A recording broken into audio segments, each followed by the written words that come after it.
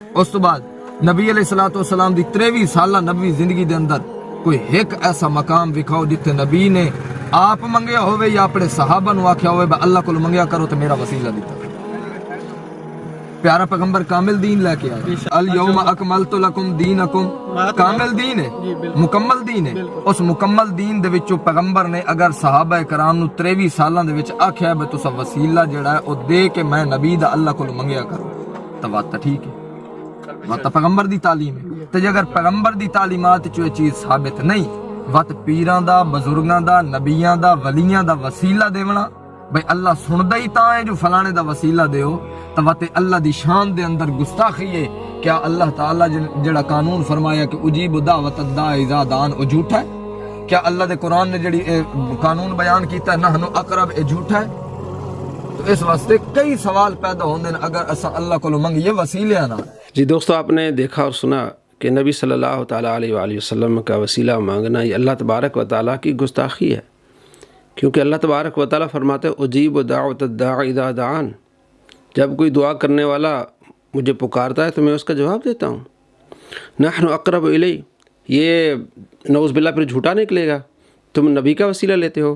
اور دعویٰ کیا کہ نبی صلی اللہ تعالیٰ علیہ وآلہ وسلم کی 23 سالہ زندگی میں کہیں ایسا موجود ہے کوئی ایک مقام کہ آپ صلی اللہ تعالیٰ علیہ وآلہ وسلم نے اپنے وسیلے سے دعا مانگنے کی تعلیم دی ہو، یہاں صحابہ کرام علیہ الرضوان نے آپ علیہ السلام کے وسیلے سے دعا مانگی ہو؟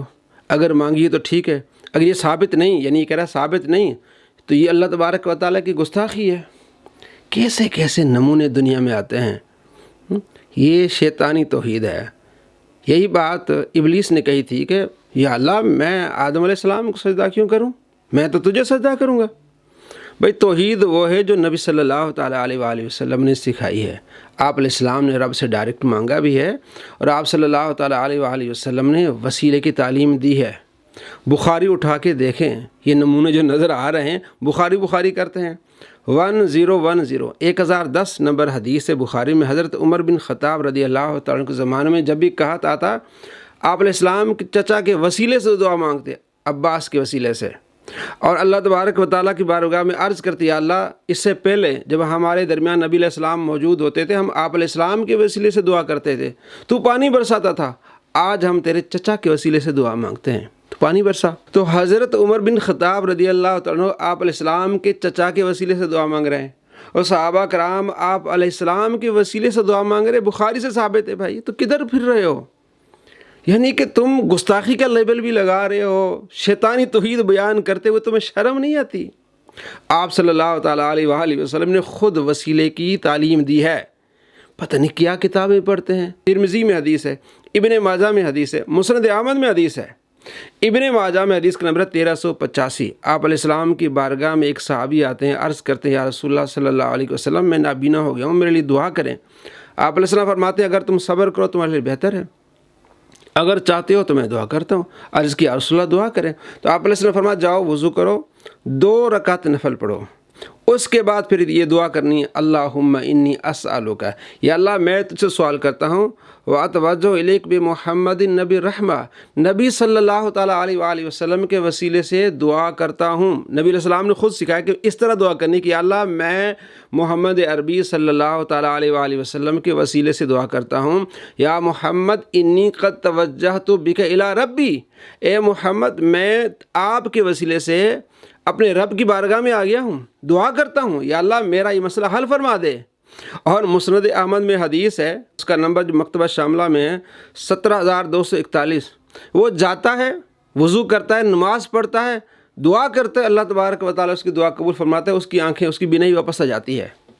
آپ صلی اللہ تعالیٰ علیہ وآلہ وسلم خود وسیلے کی تعلیم دے رہے ہیں، کہتے ہیں 23 سالہ زندگی میں کہیں دکھائیں، کوئی ایک مقام دکھائیں کہ نبی صلی اللہ تعالیٰ علیہ وآلہ وسلم نے تعلیم دی وسیلے کی۔ کہاں پھر رہے ہیں؟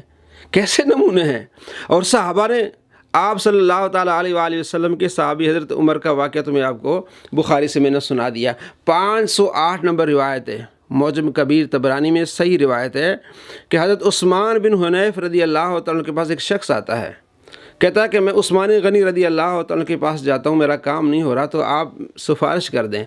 آپ کہتے ہیں کہ تم ایسا کرو کہ وضو کرو، مسجد میں جا کے 2 نفل پڑھو، پھر یہ دعا مانگو، اللہم انی اسألک و اتوجہ الیک بمحمد نبی رحمہ، اے اللہ میں تیرے سے سوال کرتا ہوں محمد عربی نبی رحمہ کے وسیلے سے دعا مانگتا ہوں، یا محمد انی قد توجہت بک الی ربی، اے محمد، یعنی حضرت عثمان غنی رضی اللہ عنہ کے زمانے میں عثمان بن حنیف صحابی اپنے ایک ساتھی کو یہ دعا سکھا رہے ہیں کہ اے محمد صلی اللہ علیہ وسلم انی قد توجہت بک الی ربی، میں آپ کے وسیلے سے اپنے رب کی طرف یہ مخاطب ہوا ہوں، آپ کا وسیلہ لیتا ہوں، یا اللہ میری یہ دعا قبول فرما۔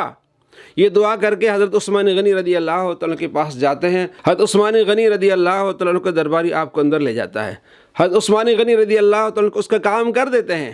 جب ملاقات ہوتی ہے عثمان بن حنیف سے، خلیفہ کون ہے؟ عثمان غنی، اور راوی کون ہے؟ عثمان بن حنیف صحابی۔ عثمان بن حنیف سے جب اس کی ملاقات ہوتی ہے اس شخص کی، یہ کہتا ہے آپ کا بہت شکریہ، جزاک اللہ خیرہ، آپ نے میری سفارش کی۔ آپ فرماتے میں نے کوئی سفارش نہیں کی، میں موجود تھا۔ جو 1385 روایت ہے نا ابن ماجہ میں، اس کے راوی یہی ہے حضرت عثمان بن حنیف۔ تو کہتا ہے میں موجود تھا، نبی صلی اللہ تعالیٰ علیہ وآلہ وسلم کے پاس ایک شخص آیا، اپنی بینائی کا اس نے رونا رویا، یا رسول اللہ میری بینائی چلی گئی ہے۔ آپ علیہ السلام نے سربر کی تلقین کی، اس نے کہا یا رسول اللہ میرے دعا کریں، تو آپ علیہ السلام نے یہ دعا سکھائی کہ یا اللہ میں تیرے سے سوال کرتا ہوں، تیرے نبی محمد عربی صلی اللہ تعالیٰ علیہ وآلہ وسلم کا وسیلہ پیش کرتا ہوں، تو اللہ تبارک و تعالیٰ اس کی دعا قبول کی۔ تو یہ بھی آپ کی مصیبت تھی، تو میں نے آپ کو یہ سکھایا، آپ کا کام بھی ہو گیا۔ تو صحابہ کرام علیہ رضوان وسیلے کی تعلیم دے رہے ہیں، سکھا رہے ہیں، آپ علیہ السلام خود تعلیم دے رہے ہیں، سکھا رہے ہیں۔ تو جو یہ کہے کہ وسیلے سے دعا مانگنے والا گستاخ ہے، تو یہ بات کہاں تک جاتی ہے؟ اس نے صحابہ کو گستاخ کہا اس بندے نے، اور اس نے نبی صلی اللہ تعالیٰ علیہ وآلہ وسلم کی خود گستاخی کی۔ یہ کہتا ہے کہ جو وسیلہ مانگے گا وہ اللہ کا گستاخ ہے، بلکہ یہ خود نبی علیہ السلام کا گستاخ بن گیا۔ میرے دوستو ایسے نمونوں کو پہچانیں، کیسے جھوٹے لوگ ہیں، پڑھتے نہیں، عوام میں ایسے جھوٹ پھیلاتے ہیں۔ اللہ تبارک و تعالیٰ آپ کیسے شریروں کے شر سے محفوظ فرمائے۔ السلام علیکم ورحمۃ اللہ وبرکاتہ۔